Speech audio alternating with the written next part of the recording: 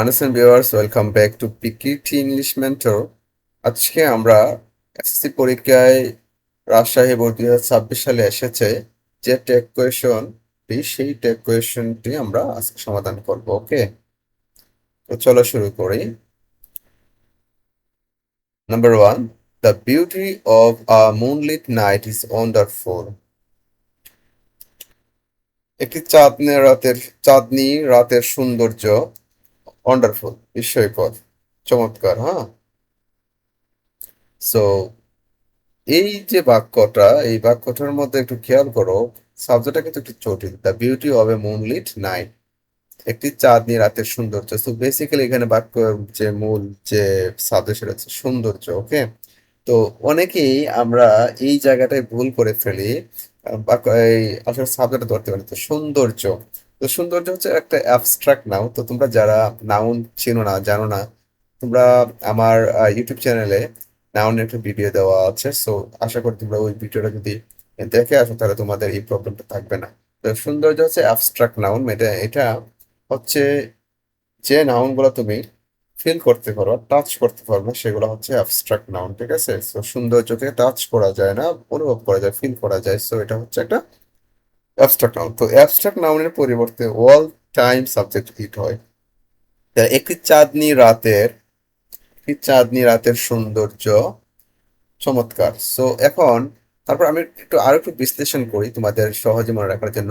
আচ্ছা, যদি কখনো প্রিপোজিশন যুক্ত কোনো সাবজেক্ট থাকে, যেমন অব, ইন, তাহলে সবসময় অব, ইন যে প্রিপোজিশনের আগের যে অংশটা আছে না, সেটাই কিন্তু সাবজেক্ট, মেইন সাবজেক্ট, মানে মাথায় রাখবা। ওকে, এখানে খেয়াল করো, the the beauty of a moonlit night, একটি চাঁদনি রাতের সৌন্দর্য। দেখছো এখানে যে অবের আগে কি আছে, দি বিউটি আছে, দা বিউটি আছে। সো এটা অবশ্যই দা হবে, দা বিউটি। তো দা বিউটি হচ্ছে এখানে সাবজেক্ট।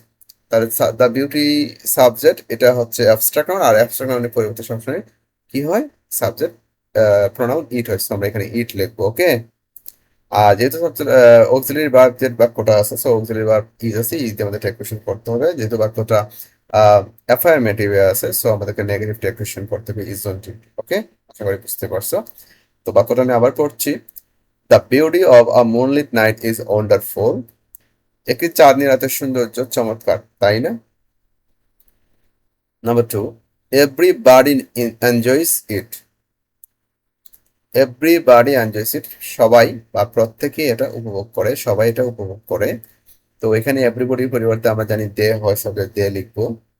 তারপরে এখানে আছে enjoys, V one s present indefinite টেন্সের বাক্যটা। সো আমরা জানি যদি প্রেজেন্ট ইনডিফিনিট কোনো বাক্য থাকে এবং সেটা যদি মেইন ভার্ব থাকে, তাহলে ডু ডাজ দিয়ে টেক কোয়েশ্চন করতে হয়। ঠিক আছে, তো এখন যেহেতু এখানে এভরিবডি দে হয়, সো দেয়ার পরিবর্তে দেশ আছে, দেয়ার সাথে ডাজ হয় না, ডু হয়। সো আমরা ডু দিয়ে করবো। আর যেহেতু বাক্যটা হা বোধক আছে, সো না বোধক করতে হবে, ডু, ডোন্ট, দে। ওকে, অনেকেই আমি এই বিষয়টা আমি দেখছি যে অনেক স্টুডেন্টই ভুল করে ফেলে, এভরিবডি বলতে দে বসায়, কিন্তু তাদের ভিতরে একটা ধারণা থাকে যে এখানে তো এস আছে ব্যবসাতে, তাহলে আমরা ডাচ দিয়ে দিব। না, এরকম করা যাবে না। তোমাকে সবসময় মাথায় রাখতে হবে ট্র্যাক কোয়েশন সাবজেক্ট কিন্তু চেঞ্জ হয়ে যায়। সো এই বিষয়ের মাথায় রাখতে হবে। তো ট্র্যাক কোয়েশনের যে সাবজেক্টটা হবে, ওই সাবজেক্টের সাথে যে ভার্বটা হয়, ডু হলে ডু, ডাজ হলে ডাজ। ঠিক আছে, তো দেয়ার সাথে কখনোই ডাজ হয় না, সো ডু হয়, এটা মাথায় ঢুকিয়ে ফেলো একদম ভালোভাবে। দেয়ার সাথে কখনোই ডাজ হয় না, ডু হয়। সো ডু দিয়ে করতে হবে। সো ডোন্ট দে লিখবা, তাহলে তোমাদের সঠিক হবে। ডাজন্ট দে লিখবা, তাহলে তোমারটা কাটা যাবে। ঠিক আছে, এটা ম্যাক্সিমাম স্টুডেন্টই করে ফেলে। ঠিক আছে, ভুল করে ফেলে। Number three, the moon shines brightly in the sky. চাঁদ আকাশে উজ্জ্বলভাবে কিরণ দেয় বা আলো দেয়। ঠিক আছে, এ হচ্ছে বাক্য। তো এখানে সাবজেক্ট দামুন, দামুন মানে চাঁদ। তো চাঁদের পরিবর্তে আমরা সাবজেক্ট ইট নিতে পারি, আবার শিও নিতে পারি। ঠিক আছে, কারণ আসলে এটা হচ্ছে ইংরেজি সাহিত্যে চাঁদকে কিন্তু স্ত্রীলিঙ্গ হিসেবেই ধরা হয়। সো এই ক্ষেত্রে এই দৃষ্টিকোণ থেকে তুমি চাঁদের পরিবর্তে চাঁদের প্রতি শি লিখতে পারো। ঠিক আছে, আমি আসলে লিখতে ভুলে গেছি। সো এটাকে শিও লেখা যাবে, আবার ইটও লেখা যাবে। ঠিক আছে, তো তোমরা এই তো কনফিউজড হওয়ার কোনো প্রয়োজন নাই যে আমি শি লিখবো নাকি হি লিখবো। হি লেখলেও হবে, সরি, শি লেখলেও হবে, ইট লেখলেও হবে। ঠিক আছে, যদি তোমার বেশি ঝামেলা মনে হয় তুমি ইট দিয়ে করতে পারো, অসুবিধা নেই। ঠিক আছে, so the moon shines brightly in the sky, the মুনের পরিবর্তে ইট এখানে ইট লিখলাম। আর যেহেতু এখানে মেইন ভার্ব যে বাক্যটা আছে এবং বি ওয়ানে আছে, তাহলে বাক্যটা প্রেজেন্ট ইন্ডিপেন্ডেন্ট টেন্স। আর প্রেজেন্ট ইন্ডিপেন্ডেন্সে যদি কোনো বাক্য থাকে তাহলে ডু বা ডাজ দিয়ে করতে হয়। সো এখানে ইটের সাথে ডু হয় না, ডাজ হয়, তো ডাজ দিয়ে করতে হবে। যেহেতু বাক্যটা হা বোধকে আছে, না বোধক করে দিতে হবে টেক্সটটা। ওকে, সো ডাজন্ট ইট। আশা করি বুঝতে পেরেছো। তো বাক্যটা আমি একবার পড়ি। The moon shines brightly in the sky, doesn't it.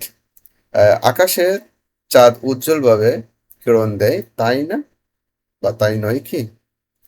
We can not forget such a scene, আমরা এমন দৃশ্য ভুলে যেতে পারি না বা বলতে পারি না। সো এখানে তাদের উই, উই থেকে উই হবে, যেহেতু ক্যান একটা অক্সিলারি ভার্ব, তো ক্যান থাকলে ক্যান দিয়ে করবে, ক্যান দিয়ে করবো, যেহেতু ব্যাপারটা নেগেটিভ দেয়া আছে, সো অ্যাফার্মেটিভ ডেক্লারেশন করতে হবে। সো ক্যান নট থেকে ক্যান উই। ওকে, আচ্ছা, তারপরে number 5, let us enjoy nature, চলো আমরা প্রকৃতিকে উপভোগ করি বা প্রকৃতি উপভোগ করি, নেচারকে উপভোগ করি। So let us enjoy nature. তো আমি আগেই বলেছি, আরো বলেছি, বারবার বলি যে লেট আস থাকলে শুধু শ্যাল উইথ ডেক্লারেশন করতে হয়, ঠিক আছে? সো লেট আস এখানে আছে, আমাদের আর বোঝার কোনো কিছু দরকার নেই, শ্যাল উইথ আমরা ডেক্লারেশন করে ফেলবো, ঠিক আছে? লেট আস এনজয় নেচার, চলো আমরা প্রকৃতি উপভোগ করি, শ্যাল উইথ, তাই নয় কি? তাই না? ঠিক আছে, ওকে। আশা করি তোমাদের আজকের ক্লাসটা ভালো লেগেছে। তো এরকম যদি তারপরে যদি এই ভিডিওতে কোনো কমেন্ট থাকে, কোনো প্রবলেম থাকে, কমেন্ট করে জানাও। আমি আশা করি তোমাদেরকে ওই সমাধান করে দিব, ঠিক আছে? আজ এ পর্যন্তই, ভালো থাকো।